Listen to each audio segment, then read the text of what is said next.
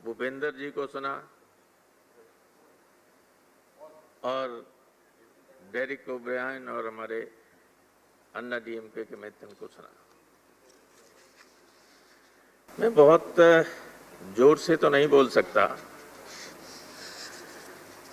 लेकिन कई बार मुझे ये लगता है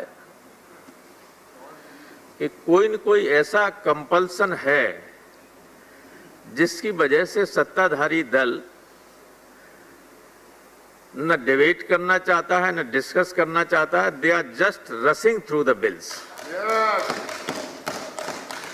इतने महत्वपूर्ण बिल, क्या ये उचित नहीं होगा पार्लियामेंट्री डेमोक्रेसी में कि देश के 60% से ज्यादा लोगों को रोजी रोटी देने वाले सेक्टर के बारे में जब आप बिल लाएं तो विपक्ष के नेताओं से भी बात करें और देश के तमाम किसान संगठनों से बात करें।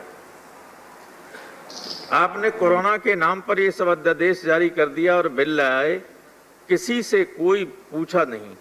आप केवल अपने जो बीजेपी का है, भारतीय मजदूर संघ, उससे ही डिस्कशन कर लिया होता,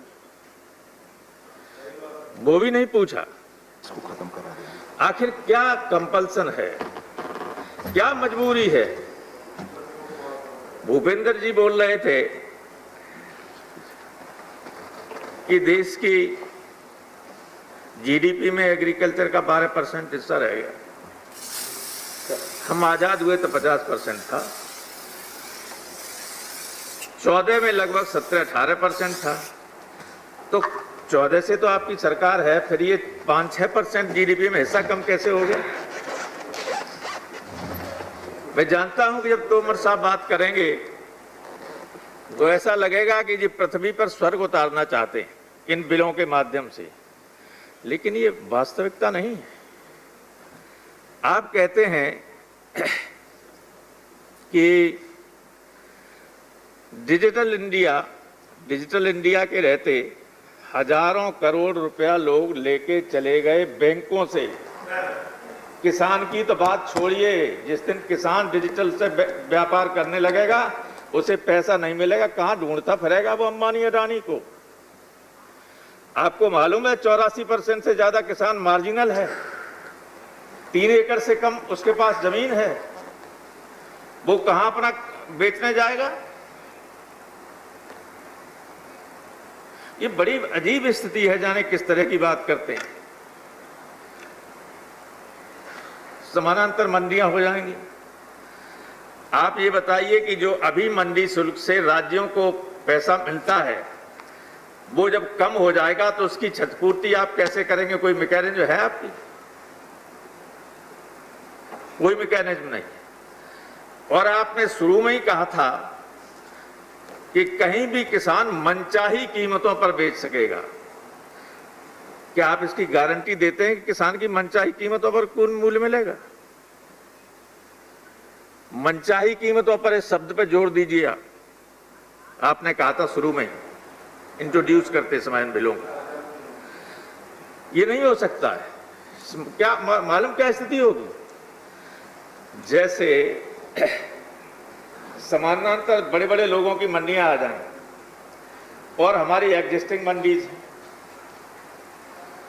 तो उनके सामने तो इनकी दम घुट जाएगी, ये मुकाबला उनका नहीं कर सकते। उसी तरह से जैसे जियो के सामने हमारा बीएसएनएल दम तोड़ रहा है कि नहीं तोड़ रहा है?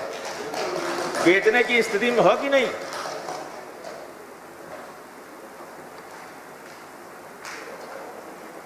और आप तो किसान के परिवार से आते हैं,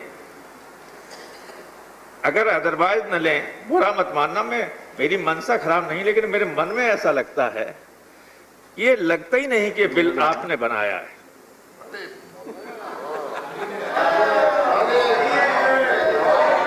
क्योंकि कोई किसान का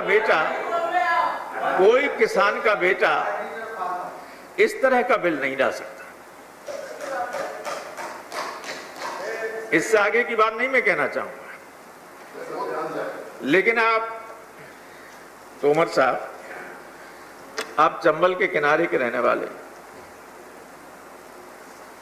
मैं इन बिलों की टेक्निकलिटीज पर नहीं जाना चाहता, क्योंकि जो कुछ है सब किसान विरोधी है, जो कुछ है।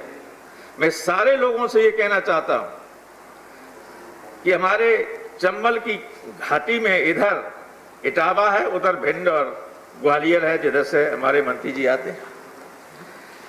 वहां एक बहुत बड़े कवि हुए थे शिशु जी, तो वो जाते थे चंबल के किनारे, तो एक तरफ पनघट था, क्योंकि चंबल का पानी बहुत शुद्ध था, इतना शुद्ध पानी कहीं हिंदुस्तान में नहीं था। लोग वहीं से पानी भर के महिलाएं लाती थी, और एक तरफ मरघट था। उन्होंने पूरा खनकाब लिखा चंबल घाटी पर। Sir, there is 1 minute sir, 1 minute. 1 minute, there is only 1 minute. देखिए, तो उन्होंने मरघट को 7 मिनट क्या लिखा, मैं सारे लोगों से, हमारे ऊपर भी लागू होता है। 4 लाइनें में कहना चाहता हूं कि स्वर्ण भस्म को खाने वाले इसी घाट पर आए, दाने बीन चबाने वाले इसी घाट पर आए, गगन ध्वजा फहराने वाले इसी घाट पर आए, और बिना कफन मर जाने वाले इसी घाट पर आए। इस सत्य को, जीवन के इस मर्म को समझिए। सत्ता में न भी रहें और रहें भी, तब भी जब 10 साल बाद आप गांव के सब खेतों की मेड़ों पर जाएंगे, तो टूटी ही मेड़ें आपसे पूछेंगी कि जब हमारा गला काटा जा रहा था, तब आप संसद में क्या कर रहे थे। उदास लड़के गांव के ये पूछेंगे, उनके चेहरे जो अभी खिले रहते हैं, वो मुरझाए चेहरे ये पूछेंगे कि जब हमारा डेथ वारंट निकाला जा रहा था संसद के जरिए, तो आप संसद में क्या कर रहे थे। क्या जवाब देंगे आप। हम जवाब देने लायक नहीं होंगे। इस 7 मिनट में मैं कुछ नहीं कह सकता, लेकिन जीवन के मर्म को समझिए, और हम सब पर ये लागू होता है। इसलिए ऐसे काम कीजिए कि आने वाले पीढ़ी कभी आपको दोषी न ठहराए। बहुत बहुत धन्यवाद।